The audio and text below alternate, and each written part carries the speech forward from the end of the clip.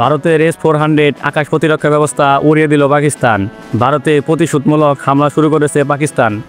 শুক্রবার দিবাগত রাতে অপারেশন বুনিয়ান উনমারসুস নামের এই পাল্টা হামলায় ভারতের আদমপুরে অবস্থিত রাশিয়ার S-400 আকাশ প্রতিরক্ষা ব্যবস্থা ধ্বংস করে দেওয়ার দাবি করেছে পাকিস্তান।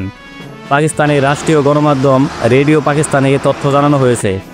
প্রতিবেদনে আরও বলা হয়েছে, পাকিস্তান বিমান বাহিনী JH-17 হাইপারসনিক ক্ষেপণাস্ত্র দিয়ে ভারতের আদমপুরে রাশিয়ার তৈরি S-400 আকাশ প্রতিরক্ষা ব্যবস্থায় আঘাত হানে। এতে ওই সিস্টেম সাথে সাথে ধ্বংস হয়ে যায়। এছাড়া অমৃতসরের বিয়াস অঞ্চলে ভারতের ব্রাহ্মস ক্ষেপণাস্ত্র সংরক্ষণ কেন্দ্র ধ্বংস করা হয়েছে বলে দাবি করেছে পাকিস্তান। পাকিস্তানের ফেডারেল সরকারের এক বিবৃতিতে এই তথ্য জানানো হয়েছে। ভারতের বেশ কয়েকটি স্থানে হামলা চলমান রয়েছে। এই হামলায় ভারতের উদমপুরের একটি এবং পাঠানকোরে 2টি বিমান ঘাঁটি ধ্বংস করা হয়েছে। এ বিষয়ে আপনার মতামত কি কমেন্টে জানাতে ভুলবেন না। আমাদের চ্যানেলে নতুন হয়ে থাকলে সাবস্ক্রাইব করবেন। ধন্যবাদ সবাইকে।